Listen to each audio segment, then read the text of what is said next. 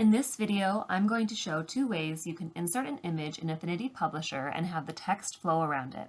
The first will focus on editing the image text wrap directly, and the second will focus on drawing in a shape to address the text wrap. I'll also address a quirk with transparent images. For our first example, we're going to look at Pride and Prejudice from Project Gutenberg, along with all the associated image files. I'm going to click and drag the image I want into the document, and I'm going to expand it so that it fits the frame.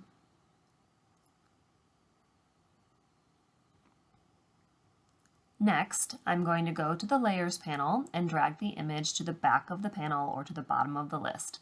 This will send it to the back of the page and allow the text to be in front of the image. Then I'm going to go up to Text Wrap area at the top of your screen where it says Show Text Wrap Settings, Edit Wrap Outline, and also Reset Wrap Outline.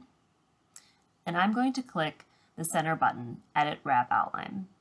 This will change my tool to the Node tool instead of the Move tool and allow me to edit the image nodes. As you can see, the text has moved to above and below the image, outside of where the Edit Wrap frame was identified. To add another node, I'm going to click the outline and just add a node on the right side. And then I'm also going to add one on the bottom. Then I'm just going to go to the corner and drag that node up, and as you can see, the text will fill the space.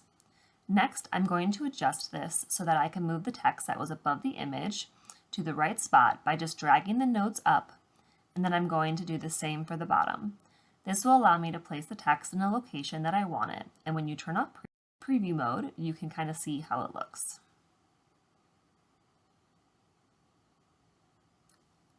Editing the text wrap directly on a photo works best if you're working with a rectangular, non-transparent image. When you get into a transparent image like this frame here and decide to edit the wrap text of the image like we did in the previous example, you end up with a lot more automatically generated nodes. You can even see that it's created nodes on both sides of the frame with the text moving inside and outside the frame. This means if you want to move the nodes to adjust the text wrap, there's a lot more you're going to have to drag and adjust. You can edit these by highlighting and deleting them all just like you would any other node, but it can get a lot more tedious to make edits this way. So depending on what kind of image you're using, if you're using an image that has a transparent background, it might be better to draw a curve or shape instead, which is what I'm going to show you how to do next.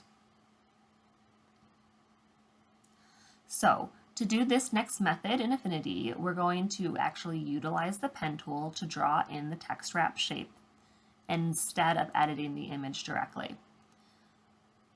So we're going to just go to the pen tool,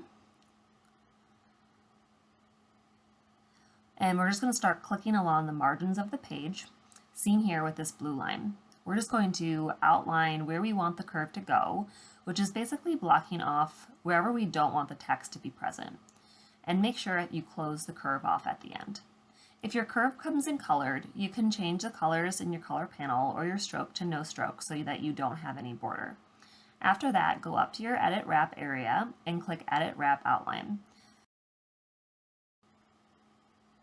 After you've edited the wrap outline, to activate your wrap, go to the Layers panel and select your curve and your image.